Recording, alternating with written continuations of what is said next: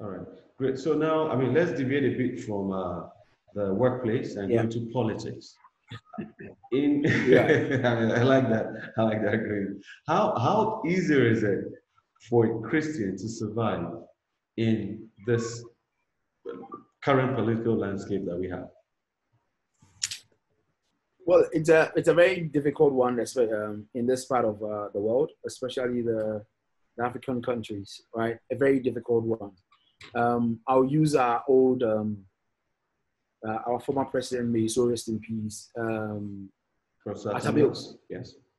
Yeah, I might not call him a Christian, but he had guiding principles. I don't know his background, his faith, but he has guiding principles. I don't like nepotism. I don't like corruption because look, he comes from my wife. My wife comes from that family, and you go and see him. The first thing the guy will tell you is that you need to go back to school. You don't use just a university degree to come and look for a job in government. If you want a good job, go back and do your master's. So he was not practicing nepotism. He was not practicing, corruption. So in government, just that you'll be unpopular. That's the point. Yeah. You're going to be unpopular Hmm. to say that these are my standards. I want to change the rules and regulations. I'm not going to allow anybody to do this. You'll be able to survive, but you become unpopular. I'll give you a scenario where I visited somebody, a politician, a very renowned politician. I can't mention name. Yeah. But when I got to the person's home, I realized this person have guiding principles because a past minister of that stature and then standard and where he or she lives show that the person never stole any money.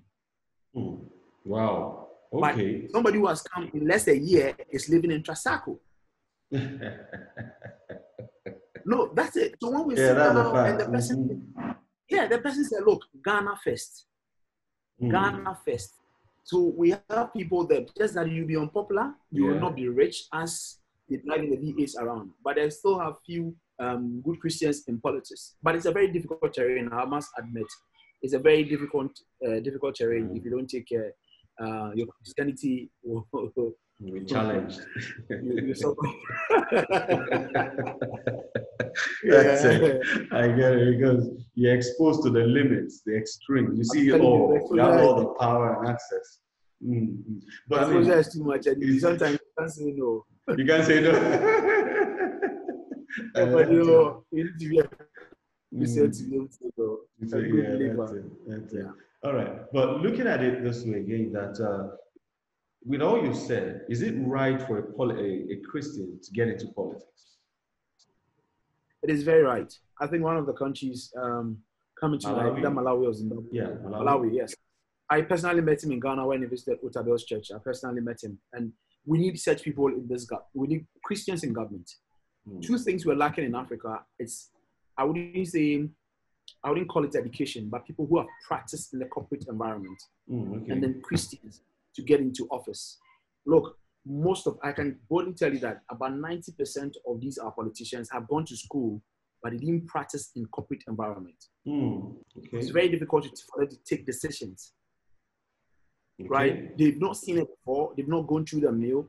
Leadership is about experience. We have people who lead, natural leaders, but such governance is about experience. It's about you've seen it before, being able to administer your leadership. And we need Christians who judge right, who can say that this road we're going to construct, the actual price is 150 million.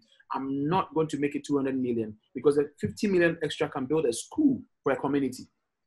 And we need somebody who has done it before and say, 150 million. If I have a bargaining power, I can do a quantity bargaining and get it like for 120 or something. So we need both the experts who have gone to school, who have worked for a while, and then Christian. We need Christians in this country. Other than that, we'll just go merry-go-round. We'll still be in the same cycle, going around, leaving decisions and policy making in the hands of people who don't believe Christ, who don't fear God, and they do anything to hurt the country. Yeah.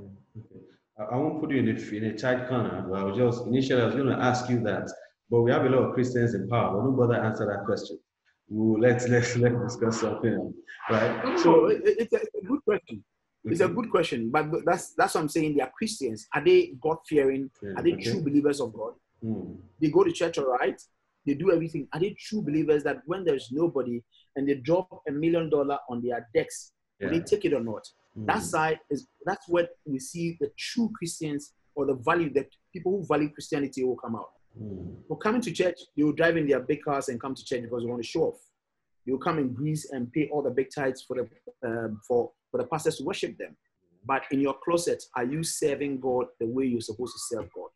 And that's a problem. So we need true believers, people who believe in Christ, people who sit down and think about other people, not just the power. People who are ready to make unpopular decisions just to make sure that Ghana is growing.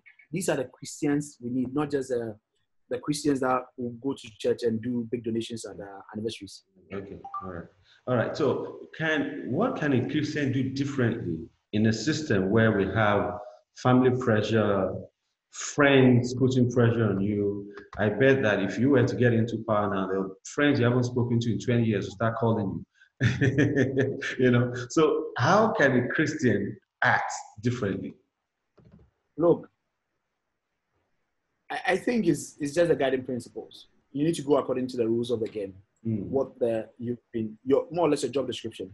I remember I fired my own younger brother, blood brother, one mother, one father, working at a company, same company. I fired him. Oh, okay. Because the principle was you don't have to be late, and consistently he's been late because he thinks his brother is a boss. I fired him, and everybody it sent a very strong warning to everybody in the organization. Say, we dare no joke with this guy. You know, I fired him. Came home, I spoke to him and said, let me go look for a new job for you, but you can't work under me. So I think everybody, I don't know, but you need to, the principles are there. You need to just abide by the principles. I mean, I think one of the countries, I'll remember the country says, do not put my picture in your office. I want you to put your kids and your wife's picture in the office. So that when you're signing any contract, you look at them and say, whether I'm doing bad to these people, I'm doing good to the country. So do not put my picture and see me and say, this is a person. Put somebody you value. So when somebody comes and say, look, give me a contract and I'll give you a cut of 50%. You need to think through it before you do that. Yeah. Okay. All right. Well, sorry to add this. One of the key systems, if I'm in leadership, right? I'll tell you this. I think about 3 years ago, somebody said, get into politics. And I said, look, when I get into politics, you're going to pay me 5,000 Ghana cedis. I can't live with 5,000 Ghana cedis. If you're ready to pay me a huge sum of money that the corporate body is paying me, then we have a conversation. So I don't come and steal. Okay. Cocoa Board boss. There was an issue about him about 3 years ago. Yeah. This guy is handling over $300 million every year. And you put his salary at 11,000 Ghana cedis. Are you kidding me? Yeah. So do the policies well. That's it. Do the policies well. The reason why people in corporate bodies are not stealing that much is, look, you pay them well, they take good care of them, so you have no cause to steal. But you put a minister and pay him 5,000 Ghana cedis, who has all the people to feed.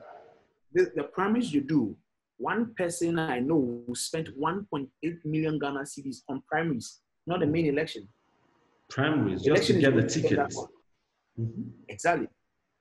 The main election, the national election, he's going to do the same thing. He's going to double it. So the guy will come into power with a deficit of about 6 million to about 8 million Ghana cedis.